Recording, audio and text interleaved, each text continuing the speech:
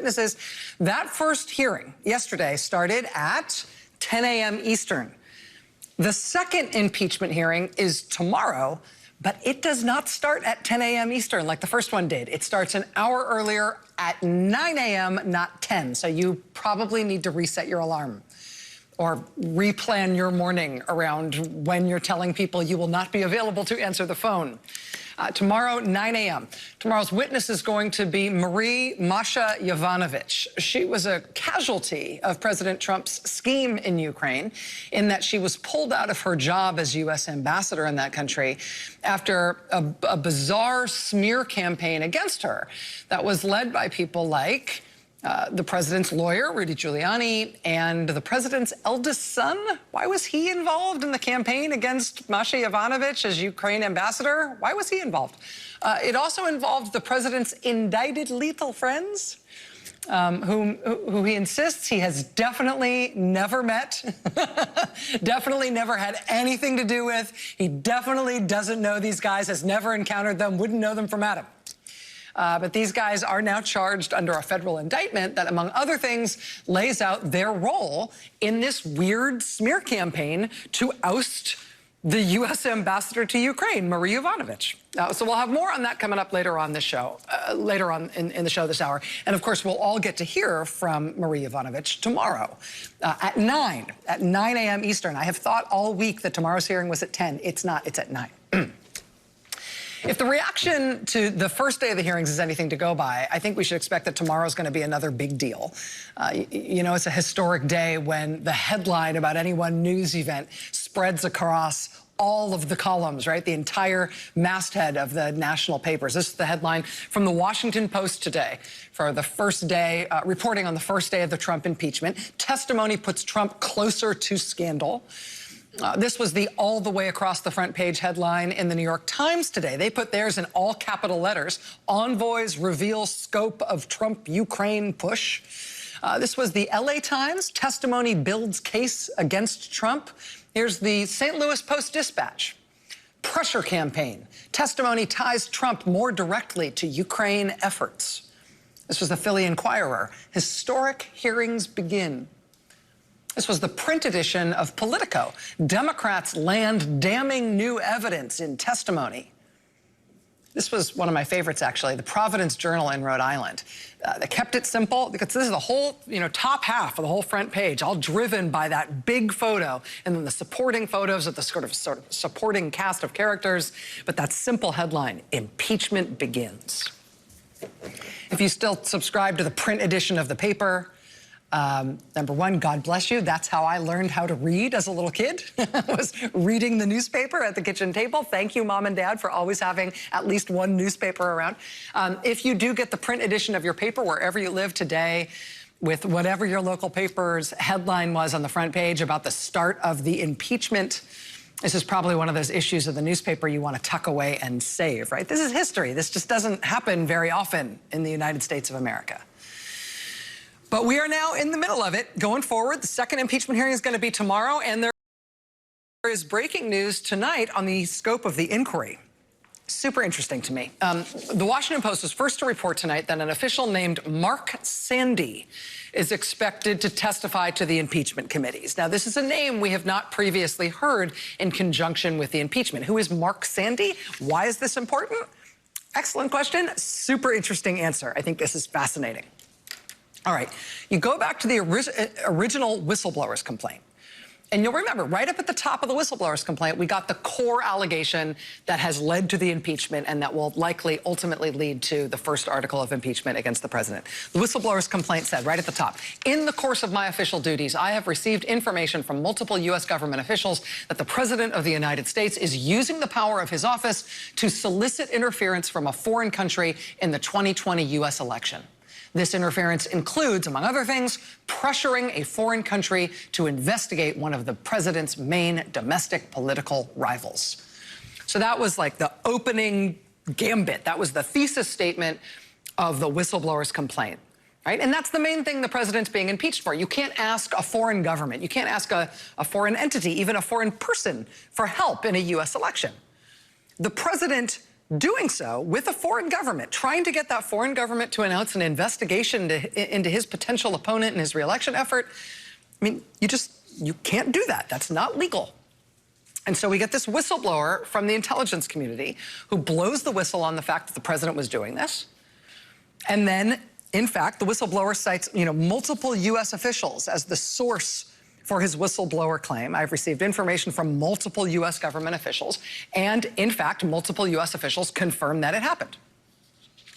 And then the president confessed that he did it. And so now we're having a big impeachment. Everybody's invited. But you might also remember that the whistleblower had this complaint that laid out that basic allegation that we saw and supporting information around it, described what happened in the phone call to the Ukrainian president and all that other stuff.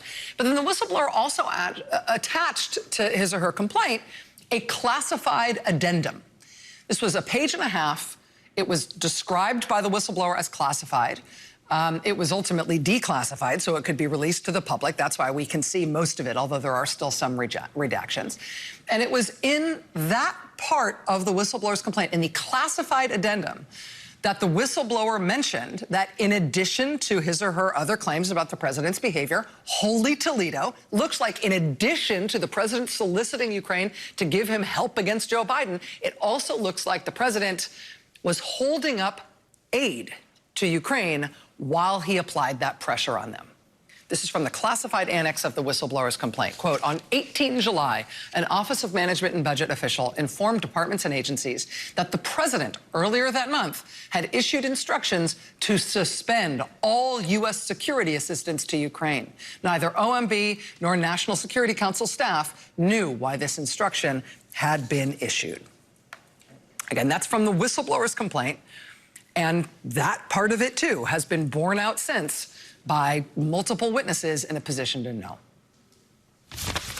In a regular NSC secure video conference call on July 18th, I heard a staff person from the Office of Management and Budget say that there was a hold on security assistance to Ukraine, but could not say why. Toward the end of an otherwise normal meeting, a voice on the call, the person was off screen, said that she was from OMB, and her boss had instructed her not to approve any additional spending on security assistance for Ukraine until further notice. I and others sat in astonishment. The Ukrainians were fighting Russians and counted on not only the training and weapons, but also the assurance of U.S. support. All that the OMB staff person said was that the directive had come from the president. So the president is being impeached for trying to get Ukraine to investigate Democrats to help him in his election, full stop, no matter what else he did.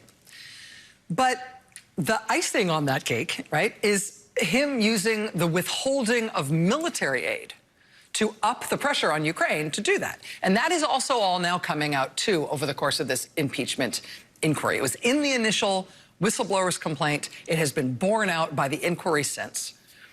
And it was the Wall Street Journal that first reported in a really important piece from October 10th.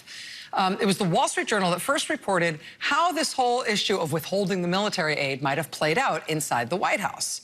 And it laid out the circumstances there in a way that sort of offered a roadmap for the investigators to follow. The Wall Street Journal reported that after career budget staff members questioned the legality of delaying military aid to Ukraine, the White House instead gave a politically appointed official the authority to hold those funds, citing people familiar with the matter. The Journal said, quote, career officials at the Office of Management and Budget became worried they didn't have the legal authority to hold up the funds. And while those career civil servants did put the initial hold on the aid per the president's orders, the White House ultimately gave a political appointee named Michael Duffy the authority to continue to keep the aid on hold after the career staff began raising their concerns. A political official like Mr. Duffy signing off on apportionments is unusual, according to several former OMB officials. Career staff at OMB with years and sometimes decades of technical knowledge of the funding process have historically overseen this process. So it's weird for a political appointee to be shoved in there to do the job instead. Well, what was his qualification? What was Michael Duffy's qualification for taking over this important process that usually people with decades of technocratic experience are only allowed to run inside the White House? Right? Trained, expert career staff raised concerns that what the president has ordered here is illegal. So they take out those trained career expert staff, and they instead put in this guy, Michael Duffy, this political appointee. What about him made him qualified to do this job instead of the expert career officials? What was his background? Mr. Duffy had been, quote, the executive director of the Wisconsin Republican Party. Oh. So the president is pressuring Ukraine to give him a Joe Biden investigation. He orders military aid to Ukraine withheld while he's putting that pressure on them. The career staff at the White House say, oh, well, okay, Mr. President, we'll put a hold on this for now, but we think it's illegal to do this in any sustained sort of way. I mean, the implication of this reporting in the Wall Street Journal, although they do not explicitly assert it, the implication, or at least the thing you wonder, is whether the career staff said they weren't going to keep signing off on this drug deal, on this proverbial drug deal. And so the White House had to take those people out of the mix, say, fine, you guys don't have to sign anything. We'll instead have the former executive director of the Wisconsin Republican Party. He's working around here somewhere. We'll name him as the guy who's now in charge of signing off on the release or the holding up of military aid. And of course, naturally, he'll be fine with it. That's apparently how it worked. And so at least through July and August and well into September, when this whole scheme ultimately got exposed and the whistleblower complaint got delivered to Congress and Congress went nuts, right? Through all of that time, Ukraine was not getting its military aid on orders from the president. And in order to carry that out, the White House had to install a guy to keep signing off on holding up that aid, even though the career staffers thought that was a crime. Well, again, the Wall Street Journal reported that October 10th. Naturally, the impeachment committees thereafter subpoenaed the Wisconsin Republican Party guy to get him to come in and testify. Now, you've been signing off on what now? And how exactly did you get put in charge of that? And how are you qualified to do that? They subpoenaed him to come testify. He refused. He's ignoring the subpoena. In fact, no one from the White House Office of Management and Budget is responding to subpoenas or agreeing to testify under any terms until tonight. Until now. Now, Mark Sandy, this guy who you've never heard of in conjunction with the impeachment or anything else, Mark Sandy is saying he's going to testify. And he, given his job, would appear to be super important to the story because he appears to be the nonpartisan, technocratic, expert career official who did initially sign off on holding up this aid to Ukraine on the president's orders, but upon realizing, and we believe expressing, that what the president was ordering was illegal, he appears to be the guy who they had to push out, who they had to replace with the former executive director of the Wisconsin Republican Party, the guy who would be happy to sign off on keeping Ukraine from getting its military assistance, even if the career expert staff thought that was illegal to do so. Well, now the career expert staff guy has agreed to testify. His lawyer telling the Washington Post tonight, quote, if he is subpoenaed, he will appear. Quote, Mr. Sandy was among the career staffers who raised questions about the holdup on the aid, and his role gave him responsibility for signing the documents required to hold it up. Sandy's signature appears on at least one of these so-called apportionment letters in July that prevented the money from going to Ukraine. But after that, the process for approving or denying such funds was taken over by a political appointee at OMB, Mike Duffy, who defied a congressional subpoena to testify earlier this month. So, fascinating turn, right? Really interesting new development. I mean, it's one thing to commit a crime as president. It's another thing to not just carry it out yourself, but to order other people who work in the government to commit that crime for you. When government workers who know better realize that you're telling them to commit a crime on your behalf, and they balk at doing that, and they say no, well, sure, maybe you can find a political appointee with just the right type of moral compass to step in and take over that job from those career officials. Sure, that might work for a while. That might work until the story comes out about what you did, and then the government workers who you ordered to commit that crime, who said no to you, who you then replaced on the job with somebody who would commit that crime for you, yeah, it'll all work until those people agree to testify about what they know and about what you did. And that's where we are. So Marie Yovanovitch, who had to be pushed out as ambassador to Ukraine so that Trump and Giuliani could pull off whatever they were trying to pull off with the Ukrainian government, she's going to testify tomorrow.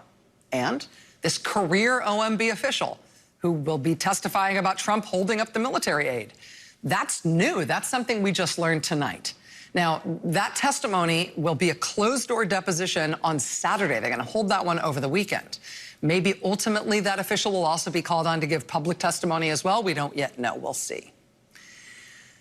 But as this story evolves in this way, and ahead of tomorrow's second impeachment hearing, I think it's also just worth articulating the existence of the elephant in the room here, right?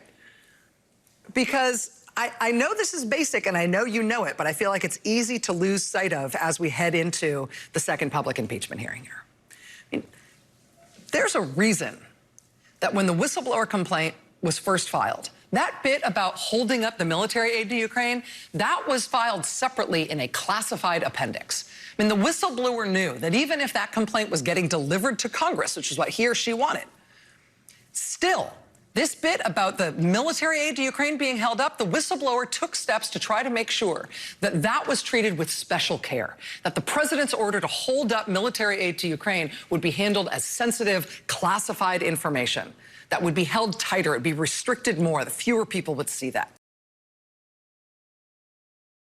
Whistleblower want to make sure that that part of what the whistleblower was alleging, this incredibly inflammatory allegation that the whistleblower is making about the president of the United States committing clearly impeachable and illegal acts in office to benefit himself politically at the expense of U.S. national security and our allies. I mean, the whistleblower is willing to say a lot on page 1 of that complaint, but that bit about the president holding up military aid to Ukraine, keep that classified. Why should that be kept more quiet? Well, we have since learned in this education we've all had as civilians watching these impeachment proceedings roll out, as we've learned from these witnesses who are experts in this field, we have since learned from them that the reason you'd want to keep something like that as quiet as possible is because, among other things, that becoming public knowledge, it becoming known around the world that U.S. military aid to Ukraine was being held up, that itself is a damaging thing to Ukraine. Not just them losing the aid, which hurts them materially, but everybody knowing that their aid was in jeopardy, that it was being held up by the American president, that itself incurs damage. Ukrainians would like to be able to negotiate from a position of strength, or at least more strength than they now have. Part of that strength, part of the ability of the Ukrainians to negotiate against the Russians, with the Russians for an end to the war in Donbass, depends on the United States and other international support. If we withdraw or suspend or threaten to withdraw our security assistance, that's a message to the Ukrainians, but it's at least as important, as your question indicates, Mr. Chairman, to the Russians, who are looking for any sign of weakness or any sign that we are withdrawing our support for Ukraine. The Russians are looking for any sign of weakness, any sign that we are withdrawing our support for Ukraine. So if it becomes known that that support is threatened, that itself hurts Ukraine. That benefits Russia, right? The president was holding up aid to Ukraine to try to pressure them to cook up these investigations to help him against the Democrats in 2020. But in using Ukraine that way, and in putting on ice hundreds of millions of dollars of U.S. aid to them, he hurt them. He hurt their national security. He specifically, as Bill Taylor just explained there yesterday, he hurt their negotiating position vis-a-vis Russia, with whom they are in a war right now. Which means Russia benefits from Trump doing that. From Trump withholding that military aid, Russia benefits from that because it shows that Ukraine doesn't have the kind of American and international support that Ukraine might have thought they had. And so they're weaker than everybody thought they were. They're more at Russia's mercy. Right? Even with the military aid now being forced to be released because of this scandal, that's how this thing is shaking out now in terms of who benefits. Quote, in the past, American diplomats worked closely with Kiev in any talks with Moscow. They presented a united front to the Kremlin. They cajoled the European Union to maintain sanctions. They tried to reassure a nervous Ukrainian public. But now, the United States is largely absent from the political and diplomatic process over resolving the war in the East. The leader of one pro-U.S. political party in Ukraine telling the Washington Post today, quote, Ukraine is now kind of naked. We are alone confronting Russia. David Ignatius at the, excuse me, that was in the New York Times, not the Washington Post. David Ignatius in the Washington Post raising much the same alarm today. Trump's Ukraine machinations have yielded the diminution of U.S. power and a corresponding increase in Russia's military and diplomatic leverage. The United States was an important backup for Ukraine. Losing that support puts Kiev in a weaker bargaining position vis-a-vis Russia. How is the United States shaping events as Ukraine is rebalanced now? America isn't really a player. Trump said in September while meeting Zelensky in New York, quote, "I really hope that you and President Putin can get together and solve your problem." Yeah, we know we used to be your ally, your most important ally. We know we used to stand shoulder to shoulder with you, so you never felt like you had to face Russia alone. But now you're alone. Good luck against Putin now. See what you can work out with him, then get back to me. If it works out, maybe you'll get a White House visit. Otherwise, maybe not. I mean, we are in the middle of this impeachment now, and it is still unfolding, and there is still more to learn, and tomorrow is going to be tomorrow should be a big deal. Even just the news tonight is a big deal. But even after only one day of public hearings so far, I mean, the elephant in the room here feels like it's rearing up and stomping its feet. Because who benefits with all of these things that Trump has done? With all of them. With all the stuff in the middle of the impeachment, but all the other stuff he's doing simultaneously. I mean, it wasn't just pressure on Ukraine to cough up investigations against Joe Biden, right?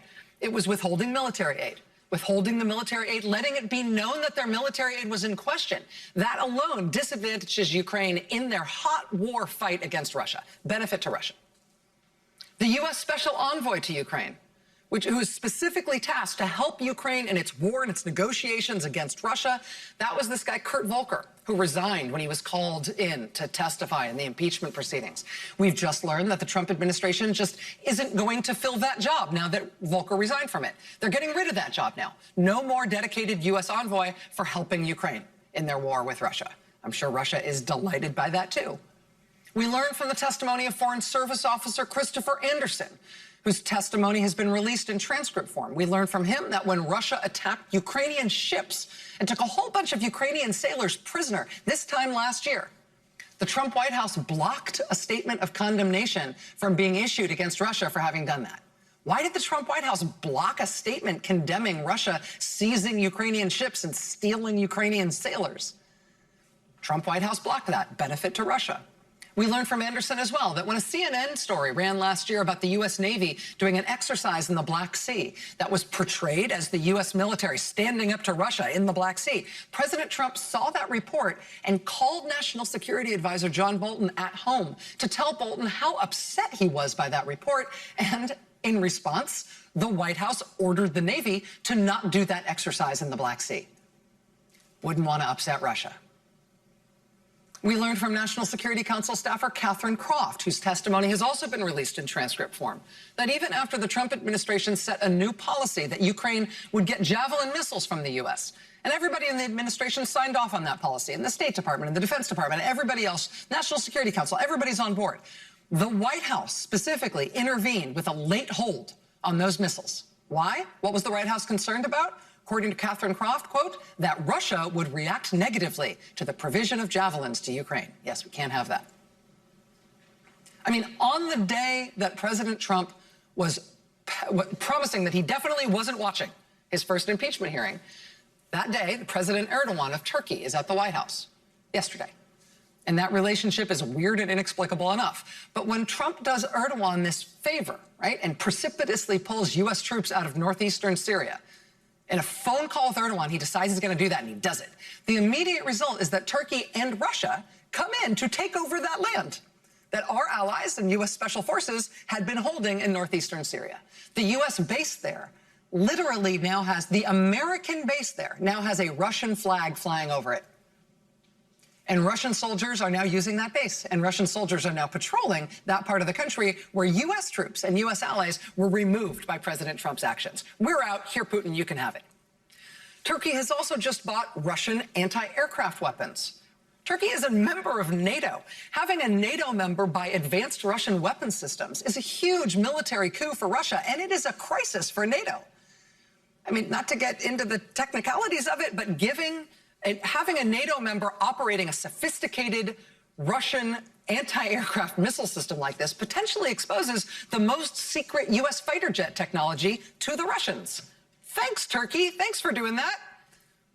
Republican senators who were upset by that and who are upset by the Turkish military attacking our allies in Syria. President Trump waded in during this White House visit to try to smooth that all over, to try to calm down Republican senators about that, to try to make it okay for Turkey. So it's okay that they attacked our allies, and it's okay that they've got to keep those sophisticated Russian weapons. Trump wants Turkey to keep those sophisticated Russian weapons, regardless of what that means for U.S. military superiority and for NATO. Advantage Russia. I mean, even the core weirdness at the heart of the impeachment. Trump didn't just ask Ukraine to announce bogus investigations into Joe Biden, right? Remember what else he asked Ukraine to investigate? He asked them to investigate 2016, specifically this weird conspiracy theory that it wasn't Russia that messed with our elections in 2016, it was Ukraine messing with our elections. So David Stanger in the New York Times tonight calls one of the many odd twists in the partisan noise around the impeachment President Trump's effort to divert attention from suspicions about the 2016 hack away from Russia. He calls it a completely discredited theory that Ukrainian hackers, not Russia's military intelligence, were responsible for the hack. Well, where did this completely discredited theory come from? That it was Ukraine that meddled in the 2016 election and not Russia? I mean, all of U.S. intelligence and the bipartisan Senate Intelligence Committee concludes without any equivocation it was Russia who messed with us. The president is advancing this theory that instead it wasn't Russia, it was Ukraine. Ukraine did it. Where does that come from? We actually now have an origin story for where that came from. The recently released, this was just recently released by a court order, recently released FBI interview notes with Trump's deputy campaign chair, Rick Gates, gives us our earliest known appearance of that weird conspiracy theory in the wild. From the FBI interview notes with Rick Gates, quote, Gates recalled Paul Manafort saying the hack was likely carried out by the Ukrainians, not the Russians. Why did Manafort say that? That, quote, parroted a narrative that Kilimnik often supported. Kilimnik, Konstantin Kilimnik, that's the person who was saying that it was Ukraine, not Russia. That's where Paul Manafort got it from. Who's Konstantin Kilimnik? Konstantin Kilimnik is the guy who Manafort worked with for years in Ukraine. Konstantin Kilimnik, who came out of Russian military intelligence, who the FBI assesses is still linked to Russian military intelligence. So this whole thing that the president and the White House and Republicans in Congress now are actively promoting, this conspiracy theory that Russia didn't intervene in the 2016 election, it was Ukraine who did that, that theory appears to have originated with the GRU, with Russian military intelligence, with a Russian military intelligence guy who delivered it to the president's campaign chair, who is in prison for laundering and not paying taxes on the millions of dollars he took from pro-Kremlin political allies and political parties in Ukraine. I mean, the president is now promoting the conspiracy theory that Russia didn't intervene in the election at all, it was Ukraine. That theory is from Russian military intelligence. I mean, I know this impeachment inquiry is about one specific thing that the president did about Ukraine. And it is about that for a reason. I mean, it's proven that he did it. He's admitted that he's done it. It's illegal and impeachable, and he's going to get impeached for it. I get it. But literally everything he is doing here, including the core allegations at the heart of the impeachment, all just happen to benefit Russia. All just happen to redound to the benefit of Russia. All of them. And maybe that is a huge coincidence, but, I mean, what do we do with that? We'll get some help with that next. Joining us once again is Ambassador Susan Rice, who was President Obama's national security advisor, former U.S. ambassador to the UN. Let me ask you, looking at the way that the first impeachment hearing went, looking ahead tomorrow to Marie Yovanovitch, who's going to be testifying tomorrow in the second public hearing, I wonder, as somebody who's been in the crosshairs of not only partisan attacks, but real conservative media, concerted attacks on you over the course of your career, and it's one of the things you write really eloquently about in your book, I wonder how you feel about these career civil servants, foreign service officers, nonpartisan officials people who are not as high profile as you, people who are not super high-level political appointees, people who are doing their jobs, having the spotlight on them the way they do right now. I mean, in one sense, it's heartening because they're telling the truth and they are being brave and they're showing America what it is to do that kind of work. On the other hand, the spotlight and the crosshairs on them has got to be scary. It's got to be scary. It is scary, and it's outrageous, and it's despicable. These are civil servants, career foreign service officers, career intelligence officers, career military officers who have signed up to serve their country for modest pay because they care about the national interest. They've sworn an oath to the Constitution. They're committed to defending it. And, you know, all things being equal, none of them would ever want to be a household name. And here they are being publicly and consistently targeted by the President of the United States. They have bullseyes on their back because the commander-in-chief put them there. It's absolutely outrageous. These are not political appointees. And even when it happens to political appointees, as has happened to me, it's often dishonest and extremely unfair.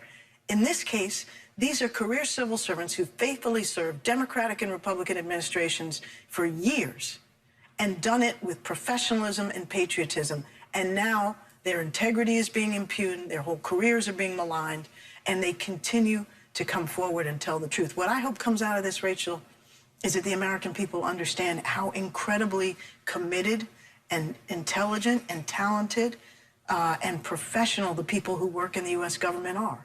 Whether you're a Democrat or Republican, these are the people who keep our country humming on a daily basis. When you see, I mean, we saw the public smear campaign against Ambassador Yovanovitch, who's going to testify tomorrow. We're seeing the ongoing smear campaigns against Colonel Vindman, Colonel Alexander Vindman. Purple Heart. A Purple Heart veteran, combat veteran. And I tell you, when you talk about their bravery and their commitment, I hear you. I also wonder, as a structural matter, having had all the different kinds of jobs you've had in the government, if you feel like there is something we can do to avoid the kind of chilling effect that these attacks on these kind of people is going to have on the civil service, on military officers, on anybody in public service, to know that you might have to walk through this kind of fire just to do your job and just to tell the truth. Can we make up any of that ground again? Well, first of all, it's never been the case before, and hopefully it won't be the case in the future. I do think and want to believe that in this regard, what we've seen out of Trump and this administration is an aberration. We've never seen civil servants and career officials personally targeted in this way. But the other thing that gives me hope is the fact that they do continue to be honest, to tell the truth, to take great risks. And they're being rewarded in the sense that I think many Americans understand now just how committed and dedicated these people are. And so they've earned our gratitude and respect. And in some ways, I think that may empower people who are continuing to try to serve despite these extraordinary difficult conditions. They're certainly creating a sense of sort of civic role models in a way that we didn't know we need to have. But look, public service is extraordinarily rewarding. Even if, like me, you've had a few knives in your back along the way. There's no greater honor than serving your country and working with smart people. And now we have a president who's making it extremely difficult. But these people have served long enough to know that this is not the way it's supposed to be, and hopefully not the way it will long be. Susan Rice, former National Security Advisor and U.S. Ambassador to the United Nations. The new book is Tough Love, My Story of the Things Worth Fighting For. Great to have you here. Good to see you. Thanks so much. All right, we'll be right back. Stay with us. Yesterday's impeachment hearing, we got the news that the day after the phone call with the Ukrainian president that led to these impeachment proceedings against President Trump, U.S. diplomat Gordon Sondland allegedly called President Trump on his cell phone from a restaurant in Ukraine.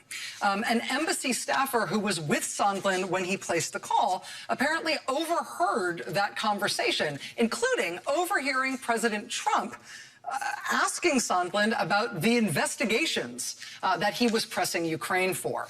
That was yesterday's revelation at the first impeachment hearing. Now, today, the Associated Press was first to report that a second individual can corroborate that account. The AP saying it has learned that, quote, a second U.S. embassy staffer in Kiev overheard a cell phone call between President Trump and his ambassador to the EU discussing a need for Ukrainian officials to pursue investigations. According to the AP, the second diplomatic staffer also at the table was a foreign service officer based in Kiev. A person briefed on what that officer overheard spoke to the AP on condition of anonymity to discuss a sensitive matter currently under investigation. Now, it is important to note that this AP report, as they say, is based on what appears to be a single anonymous source. NBC News has not spoken to anyone who has confirmed this account at this time in terms of the second person overhearing President Trump on the call. But NBC has confirmed that the second Foreign Service officer was accompanying Sondland during that July visit to Ukraine. She was what the State Department refers to as his control officer during that trip. So that means that she was definitely with him. But this additional AP reporting tonight, again, single source, is intriguing because if this bears out, this could be at least a path to another witness who could corroborate this big new development in the impeachment story about the president's personal involvement in the core allegations at the heart of the matter. The reporter who broke that story from the AP joins us next. The Associated Press broke this bananas story about Trump Energy Secretary Rick Perry going over to Ukraine for the inauguration of their new president, and while he was there, putting in a word for two of his campaign donors who would soon apply for a gigantic contract for drilling rights on Ukraine-owned land. Wouldn't you know it, they got a 50-year contract from the Ukrainian government after Rick Perry put in a word for them at the inauguration with their president. Remember how much the Trump administration is trying to fight corruption over there? That same reporting team now has just broken the story that it wasn't just one U.S. Embassy staffer who overheard Ambassador Gordon Sondland talking with President Trump on a cell phone in a public restaurant about the investigations that Trump was seeking in Ukraine. It may have been an additional source as well who heard that call. Michael Biesecker broke that story today along with his team at the Associated Press. You guys are on quite a roll. Michael, thanks very much for being here tonight. Thanks for having me again, Rachel. So I mentioned before the break the sourcing on this story, that we've been back and forth with NBC today trying to corroborate it. I know the Washington Post has sort of matched your reporting on this. It does appear that you guys have reported this based on a single source. So I have to ask you how confident you are in that sourcing and in the story. We wouldn't have gone with a single source if we didn't feel the information was very reliable. And specifically, this second person is also able to corroborate what we learned in yesterday's first impeachment hearing, that President Trump could be overheard on the call asking about these investigations? That's our understanding, is that she was sitting at the table during the lunch with Ambassador Sondland and was able to hear the president. Apparently, Ambassador Sondland had his cell phone up pretty loud. And I don't mean to be too specific and weedy about this, but I've been trying to figure out how this can happen. I mean, unless it's a drop-dead silent restaurant, is it possible that Sondland actually had the president on speakerphone so that he could show off that he was speaking to the president and so other people at the table deliberately could hear him? You know, like you, we've been trying to figure out how this occurred. I could just say that our information is that Surya Janti was able to hear part of the call, just as the other witness, David Holmes, as testified to by Ambassador Taylor, was able to hear parts of the call, including the president talking about the need for Ukrainian investigations. And Michael, we know that she had earlier been invited to testify and perhaps had been scheduled to testify, and that was rescheduled around the time of Congressman Elijah Cummings' funeral. Do we know if she is still planning on testifying to the impeachment proceedings, either as a closed-door deposition or in public? Our understanding is that she was in Washington from Kiev and scheduled to testify, and then, of course, with the death of Representative Cummings, everybody was at his funeral. Things sort of shut down for a couple of days. She went back to Kiev, so at this time, we're not aware that she's currently scheduled to testify. AP reporter Michael Biesecker, congratulations to you and your reporting team that really have had a number of remarkable scoops on this story just in the past few weeks. Keep going. I don't want to keep you away from your work, sir. Thank you, Rachel. Thanks for being here. All right, we'll be right back. When I'm president, we're going to reverse those Trump tax cuts. When I am president, we're going to pass serious gun legislation. What I intend to do as president is to invest money in jobs. When I am president. When I am president. When I am president. I want to be the president for all. I'm running to solve the problems of this time. As your president, I'll crack down on big pharma. I'm running for president to take back our democracy. Tomorrow will be a big day. Not only is tomorrow a Friday in the year 2019, tomorrow is going to be day 2 of the impeachment hearings. Marie Yovanovitch, ousted as Ukraine ambassador. Her testimony in that second impeachment hearing will start at 9 a.m. Eastern. Also tomorrow, a closed-door deposition from somebody named David Holmes. He's the first of potentially 2 U.S. Embassy staffers from Kiev who heard President Trump on a phone call to Ambassador Gordon Sondland in a restaurant in Ukraine, asking Sondland about the investigations into the Bidens that he wanted Ukraine to do. I should also tell you that tomorrow we will be awaiting a jury verdict in the Roger Stone trial. The jury is already out deliberating in that case. It's going to be a big day tomorrow. We'll see you then. That does it for us tonight. Now it's time for The Last Word, where Joy Reid is in for Lawrence tonight. Good evening, Joy. Good evening, Rachel. So I can tell you that as of tomorrow, you can officially class me as a shut-in. I will not leave my home. No one is to call me. Do not text me. I will not answer. I am so ready for this. I'm fascinated by it. I don't know if you've responded to it the same way. I cannot stop watching I have to tell you, I'm already nervous now about how fast I need to sleep so that I can be awake and have, like, done all my business, like have breakfast and have a shower and walk the dog and do all the things I need to do so that I'm seated and paying attention by 9, because 9 a.m. is not my key time of day. And so I'm with you. I'm already stressed about it. It's hard because I have insomnia. I have, like, really bad insomnia. I know you so do. I've been trying to trick myself to fall asleep at 11 so that I can be up at 8. So I'm, like, trying tricks. I've got, like, the Calm app going. Because I'm like, my poor husband, I'm like, I've got to be asleep. I need to be asleep in, like, 10 minutes. I got to get up at 8. You know, it's really bad. Living with me is really not easy this week. Also, I love that you and I have the same approach to sleeping. You're like, damn it, must sleep now. Focus. Sleep fast. Turn on Matthew McConaughey app where he reads me story now. Like, it's really bad. Yeah, and then you scream at it, and it's weird. It doesn't relax you and put you to sleep. I know. We're terrible people. But at least you and I are in the same boat. There are at least 2 of us. There are 2 of us. I don't feel alone. I think there's more. You and I will both be awake all night, and then we'll sleep on Saturday. Fair? There you go. Fair. Sounds Thanks, my good. friend. All right. All right.